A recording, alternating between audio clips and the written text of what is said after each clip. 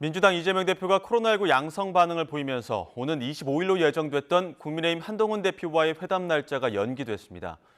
김건희 여사 명품 가방 수수 사건을 무혐의로 종결하겠다는 검찰 수사팀 결론을 두고 야당이 공세 수위를 끌어올리고 있는데요.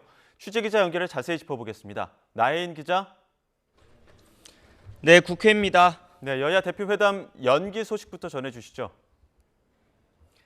네, 더불어민주당은 오늘 아침 이재명 대표가 코로나19 양성 반응이 나와 방역 지침에 따라 자가격리에 들어가게 됐다고 전했습니다.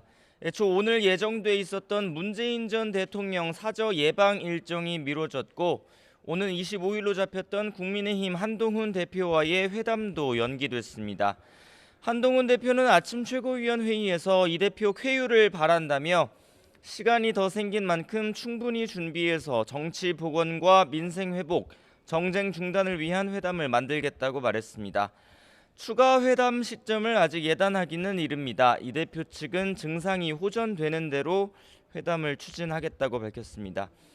이런 가운데 박정하 국민의힘 당대표 비서실장은 어제 민주당 이해식 당대표 비서실장을 만나서 회담 형식과 의제를 논의했다고 밝혔습니다. 좁혀야 할 간극이 있지만 구체적으로 접점을 찾은 부분도 있다며 계속 연락하면서 회담 일정을 다시 조율하겠다고 덧붙였습니다. 하지만 양측의 장외 신경전은 여전합니다. 국민의힘 배준영 원내수석 부대표는 아침 라디오 인터뷰에서 여야 대표가 굳이 밀실에서 얘기해야 할 상황이 있느냐며 회담 생중계를 거듭 주장했습니다. 의제 역시 어떤 현안이든 올릴 수 있다면서도 핵심 쟁점인 최상병 특검법은 여당 내부를 흔들려는 민주당의 정략이라고 날을 세웠습니다. 반면 민주당은 한동훈 대표가 회담의 내실보다는 보여주기식 이벤트에 집중하는 게 아니냐고 쏘아붙였습니다. 이 대표 측 핵심 관계자는 YTN과 통화에서 한 대표가 최상병 특검이나 민생회복 지원금 선별 지원 같은 현안에 독자적인 결정권을 갖고 있는지 회의적이라고 혹평했습니다. 당대표 정무조정실장인 김우영 의원도 SBS 라디오 인터뷰에서 한 대표가 아직 용산의 눈치를 보고 있는 것 같고 당 내에서도 자기 주도권이 없는 것 같다고 주장했습니다.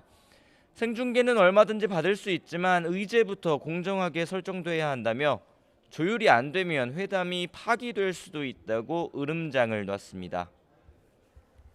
검찰이 김건희 여사 명품 가방 사건을 무혐의로 종결할 분위기인데 야당 비판도 거세지고 있죠. 네, 더불어민주당은 검찰이 명품 가방 사건을 무혐의 처리한다면 이는 특검 필요성을 스스로 입증하는 거라며 공세 수위를 높이고 있습니다. 가방을 준 사람이 청탁을 했다는데 감사의 표시일 뿐이라는 궤변을 믿을 국민은 없다며 정치검찰이 엉터리 면죄부를 주려 한다고 주장했습니다.